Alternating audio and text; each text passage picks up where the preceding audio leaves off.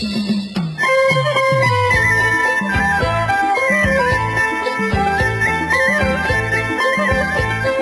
តិសុខភាពគ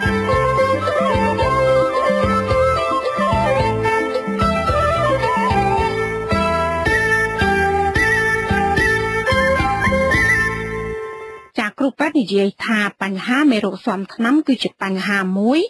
ដែលពួកគាត់ព្រួយបារម្ភនៅក្នុងអាជីពជាអ្នកព្យាបាលជំងឺអង្គការសុខភាពពិភពលោកបង្ហាញថាបញ្ហាមេរោគស៊ាំថ្នាំនេះគឺមនុស្សគ្រប់តំបន់ទូទាំងពិភពលោកត្រូវប្រឈមមុខខ្លាំងគឺទាំងពេលបច្ចុប្បន្ននិងពេលអនាគតតើបញ្ហាមេរោគស៊ាំថ្នាំមានស្ថានភាពដូចម្តេចខ្លះจากក្នុងនីតិសុខភាពប្រចាំសប្តាហ៍នៅពេលនេះលោកលេងម៉ាលីមានសេចក្តីរាយការណ៍អំពីមូលហេតុដែលបណ្ដាលមានបញ្ហាស៊ាំថ្នាំចាសសូមជើញស្ដាប់ដូចតទៅបញ្ហាមេរោគឬជំងឺស៊ាំនឹងថ្នាំឬជួនកាលគេហៅថាមេរោគស្គាល់ថ្នាំគឺជាបញ្ហាមួយដែលគ្រូពេទ្យទាំងនៅក្នុងប្រទេសកម្ពុជានិងពិភពលោកកំពុងបារម្ភខ្លាំងគ្រូពេទ្យដែលពុះពៀប្រយុទ្ធប្រឆាំងនឹងមេរោគបង្កជំងឺឲ្យដឹងថាពួកគាត់មានការប្រឈមនឹងវិជ្ជាជីវៈរបស់ខ្លួនព្រោះតែមានជំងឺឆ្លងជាច្រើនកាន់តែពិបាកព្យាបាលពេលមេរោគស៊ាំនឹងថ្នាំនោះត្រង់ចំណុចនេះគ្រូពេទ្យឯកទេសផ្នែកជំងឺមហារីកនៅមន្ទីរពេទ្យមិត្តភាពខ្មែរសូវៀតលោកវិជ្ជបណ្ឌិតគួយសំណាងថ្លែងថាបញ្ហានេះហើយទើបធ្វើឲ្យមជ្ឈដ្ឋានខ្លះយល់ថាគ្រូពេទ្យព្យាបាលចិញ្ចឹមជំងឺនិយាយពីកិត្តិយសរបស់ពេទ្យស្អីដែលពេទ្យចង់បានគឺគ្រូពេទ្យនឹងប្រកែកហើយអ្នកណាក៏ចង់បានចឹងដែរហើយខ្ញុំគិតថាមិនមែនតែពេទ្យទេវិជ្ជាជីវៈអីក៏ចឹងដែរចង់ឲ្យគេសាប្រកែកនៅពេលនោះហើយដែលពេទ្យនឹងម្នាក់ប្រកបជាដុតដៃដុតជើងប្រកបជាធ្វើអីទៅតាមបច្ចេកទេសហ្នឹងប៉ុន្តែអាការព្យាបាលហ្នឹងវាមិនមែនចេះថាដាក់ទៅដូចចិត្តយើងទេបើមិនជាអាចរ៉ាំរ៉ៃឥ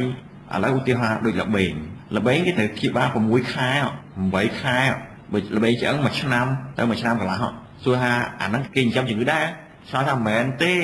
គ្រូពេទ្យទាំងអស់ហ្នឹងគឺគេធ្វើទៅតាមបច្ចេកទេសរបស់គេហើយគ្រាន់ថាវាអត់ដូចចិត្តយើងហើយនៅពេលដែលគ្រូពេទ្យមួយត្រូវបានគេនិយាយថាគ្រូពេទ្យនឹងចិញ្ចឹមជំងឺសួរថាគ្រូពេទ្យនឹងដាច់គ្នាយ៉ាងហ្នឹងដាច់យកផលចំណេញពីជំងឺម្នាក់ប៉ុន្តែយើងយកអត់បានហើយអ្នកជំងឺនឹងទៅផ្សព្វផ្សាយខាតគ្នាយ៉ាងគាត់រាប់រយនាក់អាហ្នឹងបើនិយាយពីផលចំណេញគឺគ្រូពេទ្យម្នាក់ហ្នឹងគេគិតអញ្ចឹងហើយគេអត់មានគិតទៅគ្រូពេទ្យខ្មែរចិញ្ចឹមតែជំងឺអត់បានតែអញ្ចឹងលោកវិជ្ជបណ្ឌិតពន្យល់បន្តថាអ្នកជំងឺដែលមានមេរោគស៊ាំថ្នាំនៅក្នុងខ្លួនមានផលវិបាកច្រើនពេលមកឲ្យគ្រូពេទ្យព្យាបាលជំងឺព្រោះគ្រូពេទ្យត្រូវការពេលវេលាព្យាបាលយូរហើយការព្យាបាលនោះទៀតសោតក៏មានសភាពស្មុគស្មាញឥឡូវទីហោអាល្បេយើងនឹងថាទាំងអស់គ្នារាប់ឆ្នាំដូចទីហោថាតបៅមាត់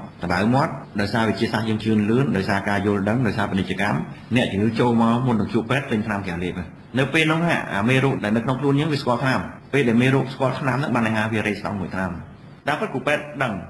ថាអ្នកអាថ្នាំនេះអត់តមានណាប្រើប៉ុន្តែគ្រូពេទ្យទាំងគេទាំងខ្ញុំមិនដែលទៅសេអត់ណងឲ្យអ្នកជំងឺទិញថ្នាំមកខក5រៀលមុនដំបូងគេទេប្រកាសជាឲ្យទិញថ្នាំមកខក1000 2000មុនហើយអញ្ចឹង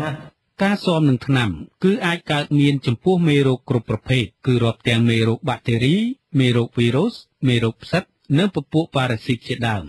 របាយការណ៍របស់មជ្ឈមណ្ឌលគ្រប់គ្រងនិងបង្ការជំងឺនៃសហរដ្ឋអាមេរិកនៅឆ្នាំ2013បង្ហាញថានៅក្នុងសហរដ្ឋអាមេរិកក្នុងមួយឆ្នាំ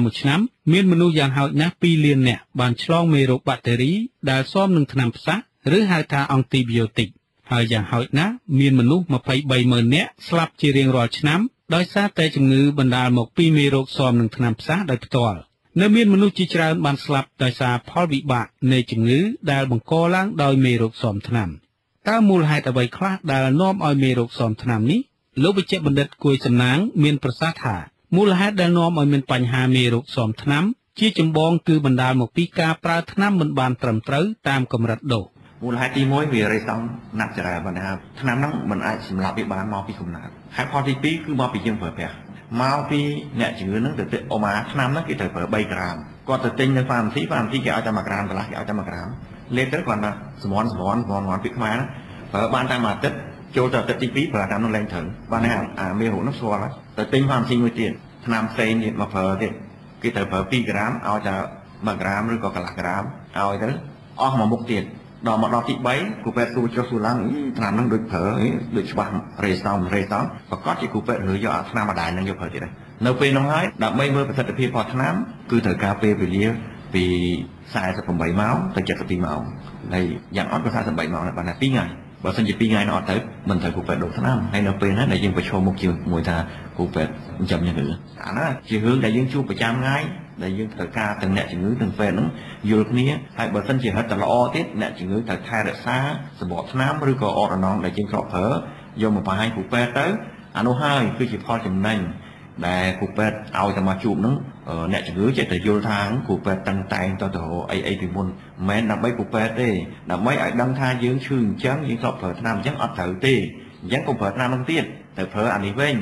ម្យ៉ាងទៀតការលេបថ្នាំមិនបានគ្រប់ចំនួនថ្ងៃដែលត្រូវលេបក៏ជាមូលហេតុមួយទៀតដែរដែលនាំឲ្យមេរោគស៊ាំថ្នាំការលេបថ្នាំមិនបានត្រឹមត្រូវតាមកម្រិតនិងចំនួនថ្ងៃដែលគ្រូពេទ្យបញ្ជាធ្វើឲ្យមេរោគបង្កជំងឺដែលគ្រាន់តែសន្លប់អាចផ្លាស់ប្ដូរឬបំលែងខ្លួនរបស់វាទៅជាមេរោគដ៏ខ្លាំងហើយឈ្នះប្រសិទ្ធភាពថ្នាំឬក៏ធ្វើឲ្យថ្នាំនោះចុះខ្សោយឬអស់ប្រសិទ្ធភាពតែម្ដង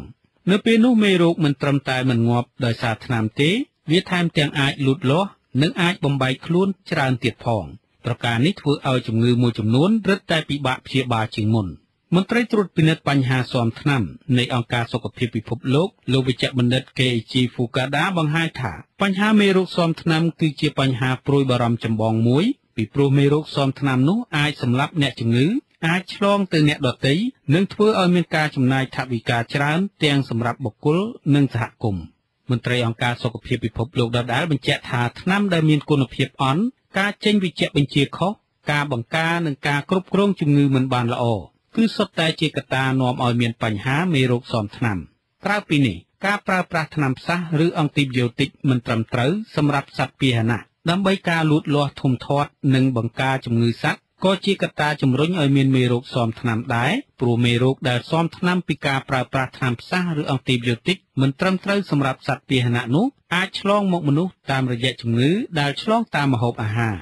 ផលវិបាកពីភាពស៊ាំថ្នាំរបស់មេរោគគឺធ្វើឲ្យមានផលវិបាកដល់សង្គមធ្ងន់ធ្ងរទាំងសេដ្ឋកិច្ចដែលត្រូវចំណាយថវិកាច្រើនសម្រាប់ព្យាបាលជំងឺនីមួយៗនិងធ្វើឲ្យមានការលំបាកដល់ការគ្រប់គ្រងជំងឺផ្សេងៗទៀតផងមានជាអាចជំងឺរបេងគ្រុនចាញ់និងមេរោគអេដស៍ជាដើម